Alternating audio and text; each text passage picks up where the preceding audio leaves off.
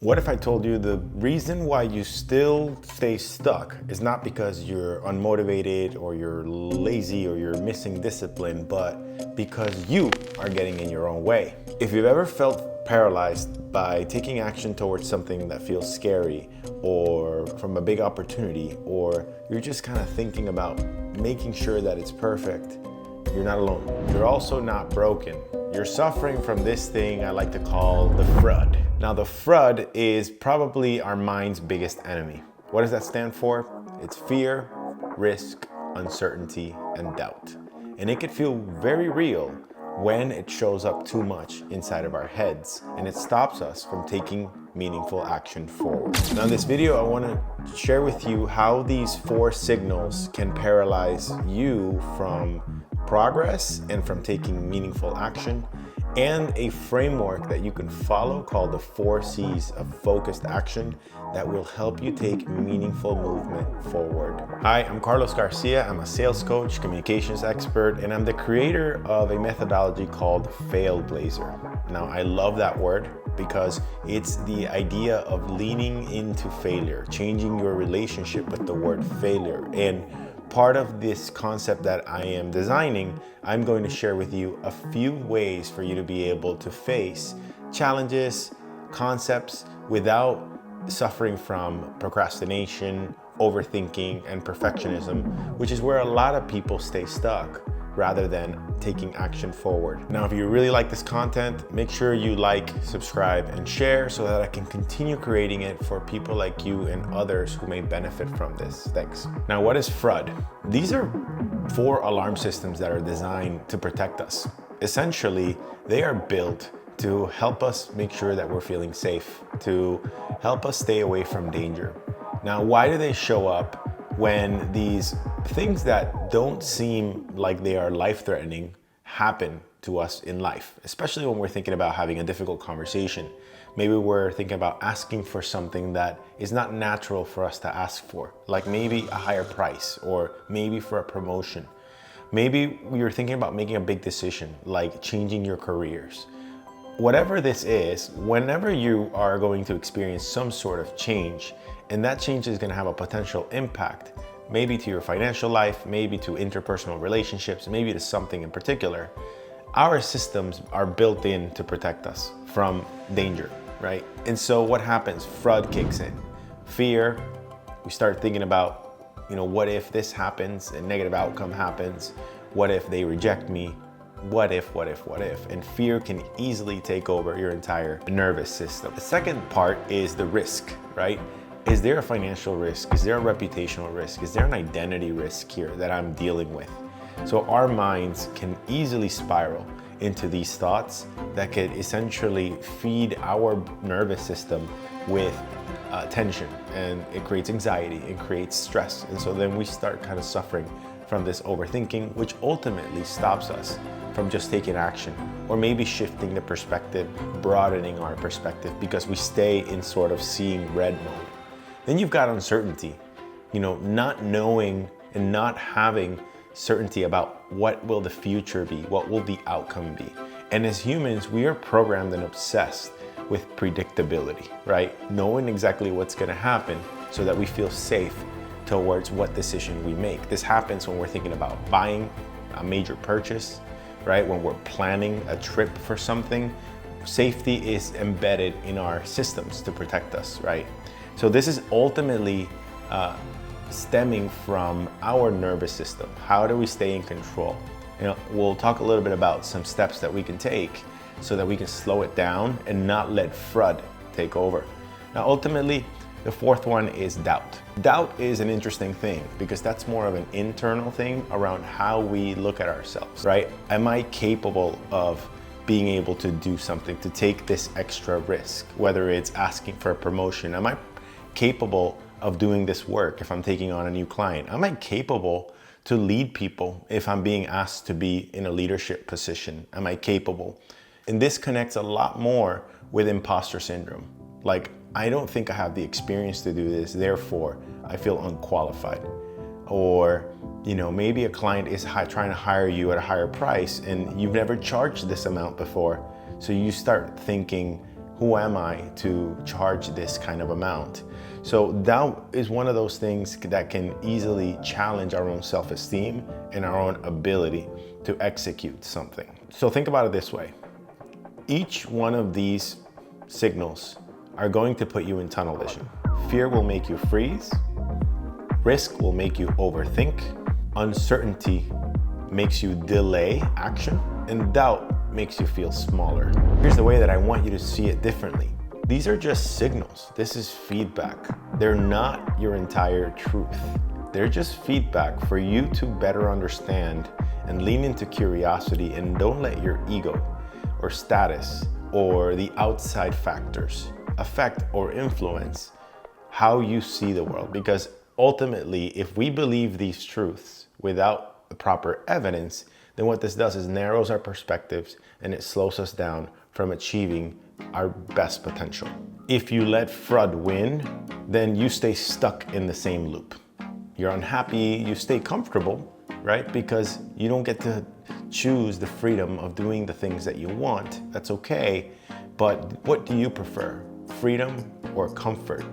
So this is really more of a question is, how uncomfortable am I willing to be to get what I really want? How much pain am I willing to endure to really get what I want? Because on the other side of pain comes progress, and most of the times comes learning opportunities and comes growth. Ultimately, the cost of inaction ends up being far greater than the cost of not trying. Now, I want to talk about the 4 C's of focused action. But before I do that, there is a hidden bonus C, and that's the one we're going to start with. Because ultimately, when we think about things that stop us from taking action, it's really ourselves. That's ultimately exploring our ego. Our ego tends to go into judgment mode. We start comparing ourselves to others. We start attacking ourselves or judging ourselves for thinking a certain way, maybe even being too hard on ourselves. So what happens is you want to step into curiosity and step out of ego. Now, how do we do that? Is by building a lot more self-awareness. When you're feeling tension, when you're feeling stress, when you're feeling uncertainty, doubt, fear, or that there's a risk before you're taking a certain kind of action, pause, slow down, take a breath, and step into curiosity. One thing that you could do to build more self-awareness and jump into curiosity is first take a breath, and secondly, ask yourself, how am I feeling right now? I am currently feeling fearful about this. I'm currently feeling doubtful about this. Whatever it is, literally say it out loud. The moment you say it out loud, it no longer has power over you. Now you are observing yourself rather than being in it. Because when you're in it, it's hard to step outside of it. Curiosity replaces self-judgment with self-observation. That's how powerful it could be. Take a breath, label what you're feeling, and step outside of ego. Now let's step on the first C of this framework, which is clarity. Typically, when you're thinking about making a big decision and you've got all these emotions creating all this tension, you feel like things are blurry, things are noisy. It's kind of like that adrenaline rush when you're in a truly, truly high stakes situation where like your emotions are extremely elevated. What happens is your logic kind of goes down to the floor. So what we want to do is we want to slow that down and gain clarity. So one of the questions you can ask yourself is, what do I need to be clear on here? That's one really great question for you to start your path towards understanding, what do you want? What's your mission? What's your purpose? What do you really want to achieve out of this? When you're gaining clarity, what you're doing is, rather than feeling vague about what you're doing and getting this vague fear, you're getting clear on why you're feeling scared, why you're feeling uncertain, why you're feeling doubtful. What you're trying to do is you're trying to put these 4 alarms on trial to see if there's evidence that supports this feeling, or is it just something else? So by being clear, you are taking away the vagueness of it, and you're getting some clear direction of where you need to move next. The second C is competency. Oftentimes what stops us from moving forward is not feeling adequate enough to be able to get it done. Oh, I don't think I'm skilled enough, or I don't think I'm experienced enough to be able to do this. So the second question you want to ask yourself is, what skills or knowledge must I obtain to be ready enough to start moving now? Right? So just think about that. Could it be possible that even though I don't know everything exactly and perfectly, with what I have getting started, can I learn along the way? Can I build those skills and gain the knowledge just as long as I'm willing to understand that there will be mistakes and give myself grace along the lines? Just think about it. Everything you've ever done in your life has never been perfect. My favorite example is learning to ride a bike. You see kids these days trying to learn to ride a bike. They've got their helmets on, they've got their elbow pads on, and they fall and they try and they fall and they try and they fall and they try. They're not letting the fear, the doubt, the uncertainty. But part of this is because they're also being guided by a parent, right? Or by a grown-up. They're borrowing that confidence and feeling that safety from someone else who's done it before, someone who's got that I got you energy. So could it also be possible that you can borrow some support from a mentor or from someone else that's done this before, that has the knowledge? Could you do some research on the knowledge needed or the skills needed to feel like you're ready enough, and then get feedback on how you can get better? Now, the third C is confidence. Confidence is the ultimate factor that helps you move forward. When you don't have the confidence, you are totally frozen from taking action. So when you don't have that confidence, ultimately what you can do is you can borrow it from someone else. In many scenarios where I feel inexperienced or inadequate enough to do something, I try to ask myself, who else has done this before and has done this effectively and has been successful at it?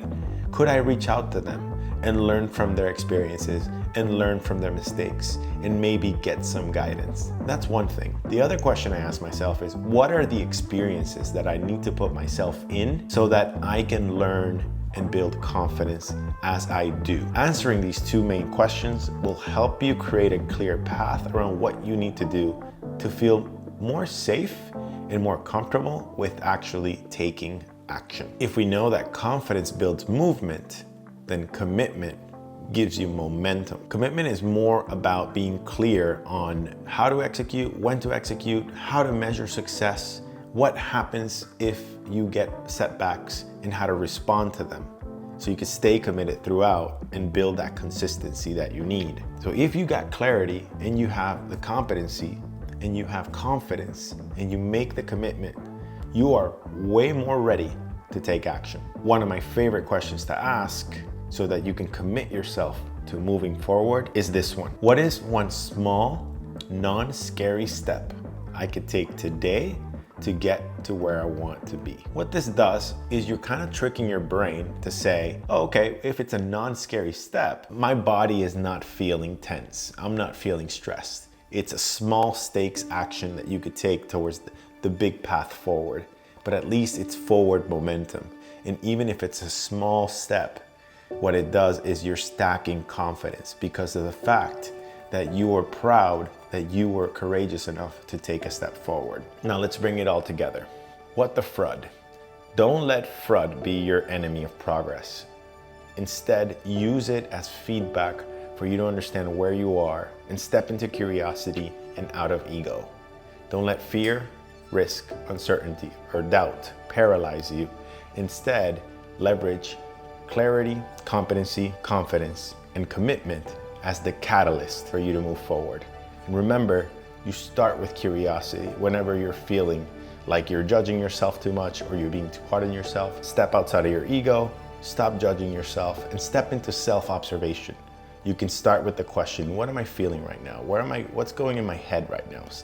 And be curious with yourself, because if you give yourself compassion and grace, it'll be a lot easier for you to step into these questions and into this action plan so that you can move into action and less into analysis paralysis. If you're interested in more one-on-one coaching or support around this topic, make sure you check out the description below. There's my email and more resources for you to check out. Thanks for tuning in. Until next time.